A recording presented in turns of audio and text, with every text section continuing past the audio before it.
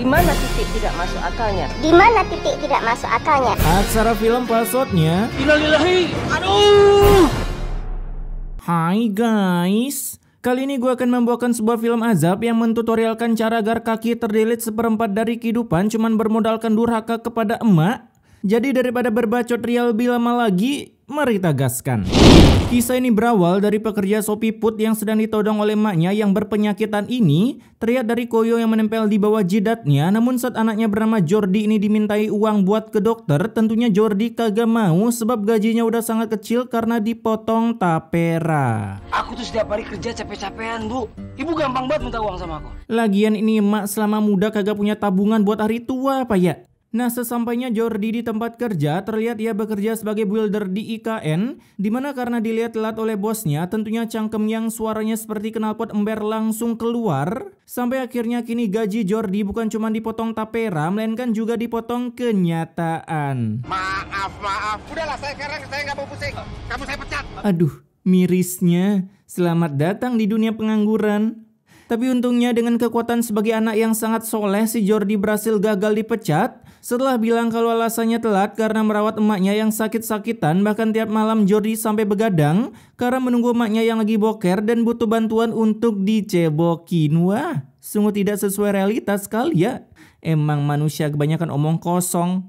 Ketika bekerja, Jordi pun cuma sebagai tukang parkirnya doang, mengawasi agar crash gear-nya ini tak bertabrakan ketika mundur.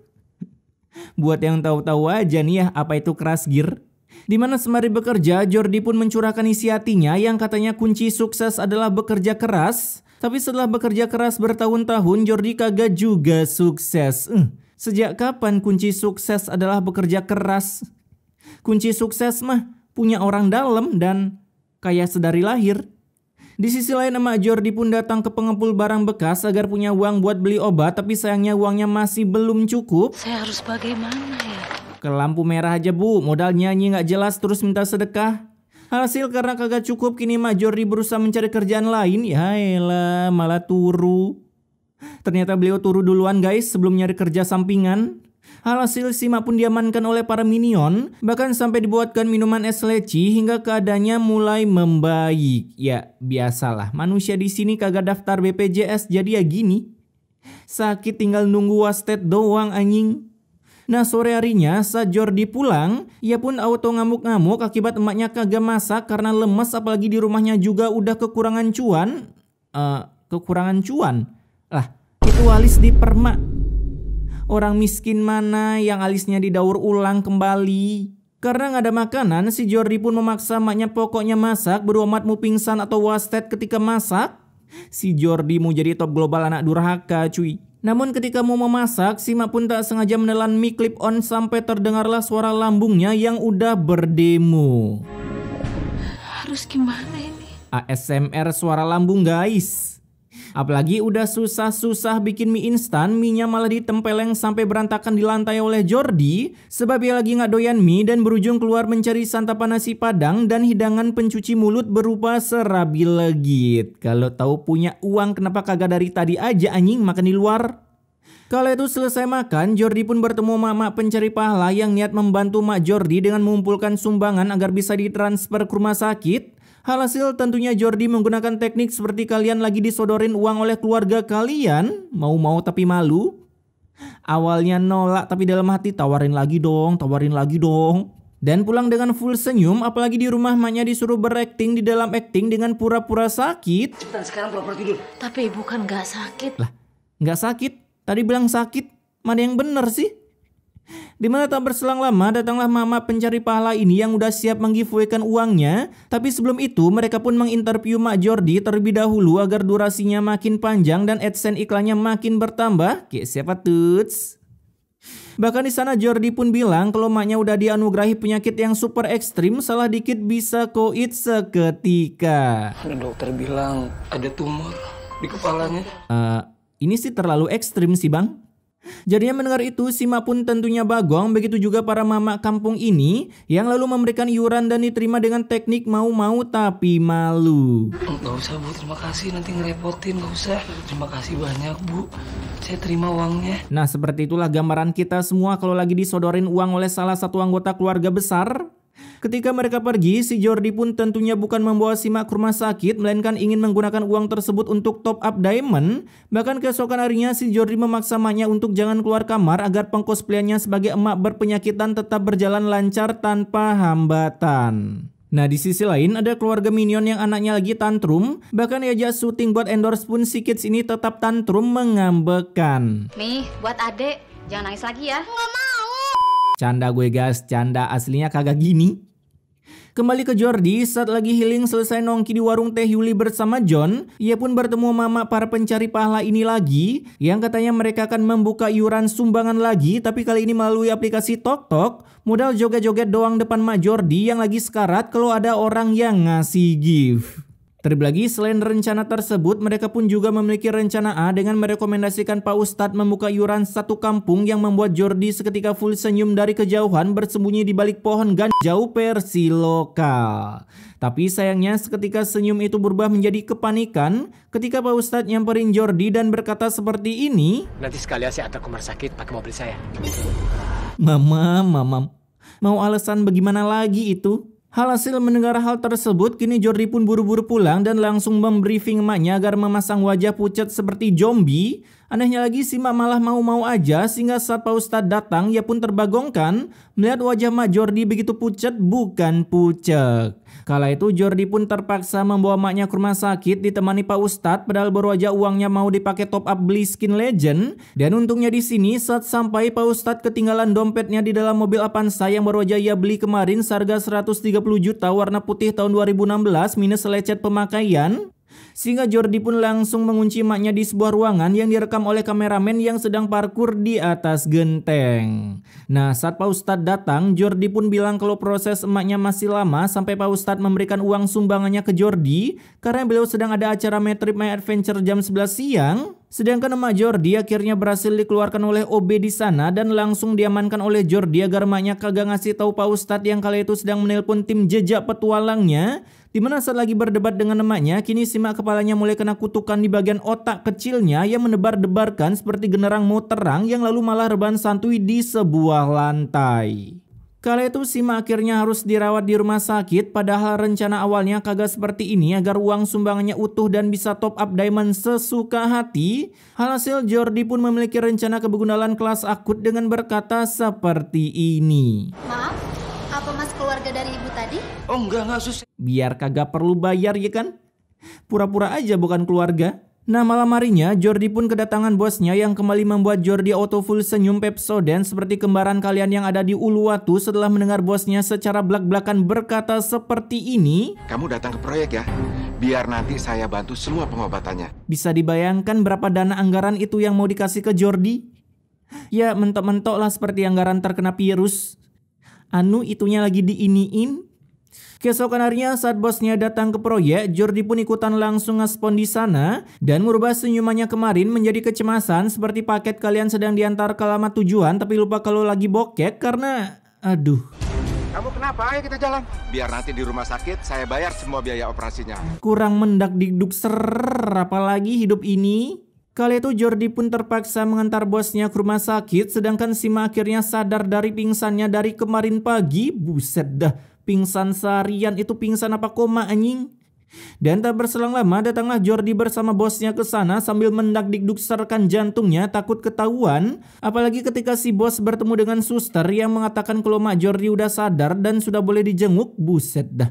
Ini kameramen effort banget ya sampai parkur di atas tembok. Dimana saat menjenguk, suster pun memberikan bil pembayaran rumah sakit yang membuat bosnya Jordi seketika kaget. Kok murah banget? Perasaan kemarin Jordi bilang wah mahal banget. Bu Nisa itu harus dioperasi tapi kok di sini nggak ada rinciannya ya? Mamam, gua jadi Jordi seketika ingin menghilang dari kehidupan sih. Nah di luar Jordi yang takut masuk, ia pun mulai frustasi di luar sampai membantu pemulung dalam mengumpulkan botol.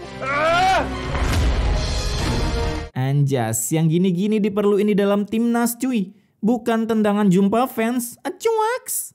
Di sisi lain Pak Ustadz yang selesai melakukan tripnya, ia pun menerima kabar dari para Intel Pentium Core i3-nya kalau kabar tumor emak Jordi sudah semakin ekstrim. Bahkan di sana Mak ini bilang kalau rumah Jordi akan dijual di keranjang kuning dengan kelebihan bisa menumbuhkan sifat kebegundalan dalam jiwa-jiwa pembelinya karena kebetulan dananya kemarin kurang. Alhasil mereka pun sepakat cus OTW rumah Jordi untuk silaturahmi tanpa pinjam dulu 100 sebab Jordi kagak mungkin punya. Dimana sesampainya di TKP mereka pun bertemu dengan emak Jordi dan menanyakan tentang pengoperasiannya. Ia pun menjelaskan tentang segala kebegundalan Jordi yang selama ini memakai uang iuran untuk top up diamond. Dan kebetulan percakapan mereka disaksikan oleh Jordi dari kejauhan hingga akhirnya Jordi berhasil keciduk setelah Babang berbaju warna hanyut ini menggunakan Byakugannya untuk melacak keberadaan Jordi. Anjas. Di sana Jordi pun sudah tak bisa kabur lagi karena takut dibaku hantam oleh para warga, sehingga ia pun terpaksa join ke dalam Battleland of Dawn dan berusaha mencari alasan agar para warga tak curiga kalau selama ini ia mania game yang berambisi memiliki segala skin. Alhasil dengan kekuatan cangkem emak Jordi, para warga pun seketika dibuat bagong termasuk gua yang ingin menyebutnya. Saya yang salah karena saya sudah mengizinkan anak saya untuk berbohong. Nah itu dia. Beginilah guys, kalian selalu dilindungi di balik bayang-bayang emak. Karena apa? Ya karena sedewasanya kalian tetap anak kecil di mata emak. Asik. Karena pengakuan dari emaknya, Jordi pun langsung kabur dari sana setelah para warga percaya. Dimana malam itu juga Jordi berusaha keliling dunia meski lagi hujan di area Bekasi sambil mengeluarkan kekuatan cangkemnya yang seperti toa. Bahkan dari ketoaannya, Eudora pun menembakkan ultinya meski salah target, namun targetnya tersebut malah menggeprek Jordi. Nah keesokan harinya Jordi pun ditemukan dalam keadaan disetubuhi pohon hingga seorang minion ini menambahkan beban kehidupannya dengan membawa Jordi ke rumah sakit. Tapi dengan terpaksa kami harus mengamputasi kakinya. Anjas, ya ini wajar sih. Pohon segede gaban ngegeprek. Kala itu terjadilah hal yang membagongkan. Mantap, itu Jordi sakit apa dah sebenarnya? Ini suster malah manggil dokter yang ada di poli gigi anjing. Kemudian tak berselang lama datanglah Mak Jordi ke sana untuk memberikan persetujuan mendelete sebagian kaki Jordi akibat terkena geprek. Beruntungnya lagi seluruh biaya pengobatan Jordi ditanggung oleh bosnya meskipun udah tahu sifat Jordi begitu membGGST-kan. Beberapa jam setelahnya akhirnya kaki Jordi sudah sah terpotong sebagian karena ketika dibuka oleh Jordi, surprise! Ia pun mendadak berkata, "Astagfirullahaladzim," karena melihat kaki satunya tinggal 1/4 doang. Ciah, ini kalau Jordi main dengkleng auto win streak sih. Keesokan harinya Jordi pun mendapatkan kabar gembira karena tanpa mengatakan untuk kita semua kulit manggis kini ada ekstraknya. Si bos Jordi pun memberikan pekerjaan baru sebagai admin bukan tukang parkir keras gear lagi akibat kakinya sekarang selalu mendengkleng permanen. Namun meskipun udah diberi info loker, si Jordi kagak tahu diri ini tiba-tiba melirik tas bosnya ketika si bos izin ke toilet buat ngising. Dimana ia tiba-tiba mengambil tas bosnya sampai simak meet and greet dengan tembok, sedangkan Jordi langsung kabur dari sana dengan cara berdengkleng ria. Dan saat bosnya datang, mereka pun cepat-cepat mencari Jordi. Mas. Ya Pak. Ngeliat pasien ya? Hanya kakinya buntung, Mas. Sangat ramah sekali ya identitasnya Jordi. Kala itu Jordi pun berhasil kabur sampai larut malam dan berhasil mengunboxing tas bosnya yang berisi banyak cuan hasil nilai proyek pemerintah Wakanda. Cuaks. Namun beraja dapat cuan, uang tersebut malah ditilap lagi oleh seorang preman lulusan permalingan. Sedangkan Jordi berhasil ditemukan dalam keadaan tepar. Tapi lagi-lagi saat di jalan si Jordi malah nekat meloncat dari mobil sampai berguling-guling seperti babi guling hingga kemudian tiba-tiba menghilang dari line. Nah beberapa bulan pun berlalu, akhirnya Jordi pun kini mengcosplay menjadi gembel di lingkungan kampung sebelah. Dan seperti biasa tak ada satupun orang yang mau memberikan giveaway akibat bau Jordi begitu mengeekkan. Bahkan karena nggak dapat sedekah, ia pun malah ngemaling yang berujung harus lomba lari antar warga. Wah ini pasti pengemis tadi yang ngambil. Jordi bilek, ini bagaimana cara gue larinya anjing? Kala itu perbakuan taman tersebut dihentikan oleh Pak Ustadz yang sedang my trip my adventure di kampung sebelah. Dimana setelah Jordi pergi, ia pun akhirnya mendapatkan makanan untuk dipakai mukbang meskipun bersumber dari segala jenis vitamin. Mantap sekali itu, udah bisa ngalahin Dede Inoen sih ini. Selesai mengisi tenaga, kini Jordi mencoba menantang sang pencipta dengan segala kekuatannya. Engkau gak adil Tuhan. Barbar bener bang. Hasil dari kebacotannya, Jordi seketika dianugerahi kebelet boker yang menyemelit sampai area tititnya. Karena saat para warga datang termasuk emak Jordi pun tiba-tiba ngereok kesakitan yang kemudian meningsoi-duningsoi dengan ekspresi yang mengwak-wakan.